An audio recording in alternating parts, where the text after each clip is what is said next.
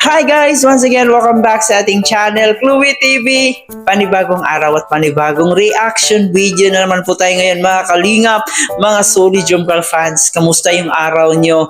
I hope guys na nasa maayos na kalagayan po kayong lahat ngayon. Mga kababayan natin na nandito sa Pilipinas, mga kababayan nating mga OFW na palaging nakasuporta dito sa ating channel at sa ating buong team Kalingap. Marami pong salamat sa inyong lahat. So ngayon nga po ay meron po tayong panibagong reaction video.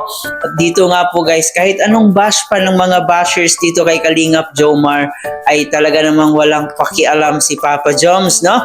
Kahit ano pa yung paninira, yung binabato nila dito sa Jomcar, dito kay Kalingap Jomar, dito kay Carla, ay sobrang napakatatag pa rin ng ating Jomcar. So ngayon ay ating ipapakita sa mga bashers ni Kalingap Jomar kung gaano kasaya, kung gaano nag-i-enjoy si Papa Jom sa kanyang buhay ngayon at kung gaano siya ka-busy sa kanyang business.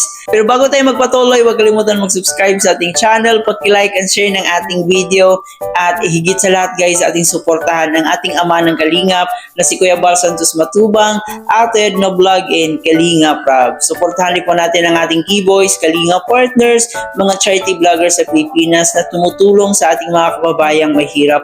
Huwag nating kalimutan. At syempre guys, yung mga kasama nating Kalingap reactors, atin din pong suportahan. So ngayon guys, panoorin muna natin tong clip video na to.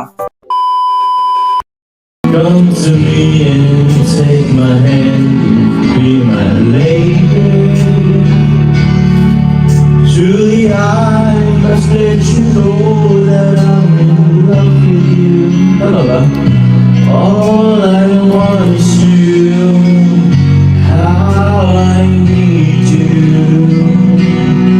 So please be my lady. Maybe you could lose the pain if you just tell me. Say the words you long to whisper that I want to hear. Something's on your mind, it's clear. In your smile, be my lady.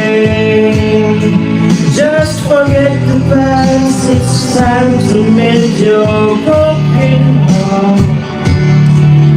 The walls divide now, so dry the tears in your eyes. Nothing can stop us now. I'll give you all I have. Be my lady. You're the one that I adore, so please believe me. I can never find the courage to resist your charms. Nothing's more divine than this moment. You are mine, be my lady. Just forget the past, it's time to mend your broken heart. The walls divide us now, so dry the tears in your eyes. Nothing can stop us now. I give you all I have. Be my lady. Let the sun shine through your heart and make a brand new start. Stay with me each night and day through the rest of my life. Just like the work of art, my love will last until forever. Forever, just like the work of art, my love will last forever. Falsetto. Hey guys. Thank you.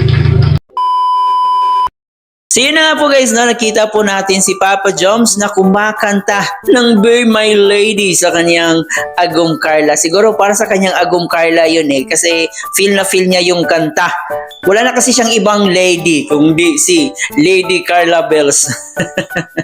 So yan, enjoy po si Kalingap Jomar sa kabila po ng mga paninira nila dito sa kanya, sa kabila po ng mga fake news, so, sa kabila po ng kanilang pagja-judge dito kay Kalingap Jomar. Kita nyo naman po, sobrang busy siya sa kanyang pagla-live selling, kumikita siya, di ba? At the same time, meron din po siyang negosyo. Ganon ka-busy si Kalingap Jomar sa kanyang buhay, habang yung mga bashers niya ay nananatili pa rin mahirap.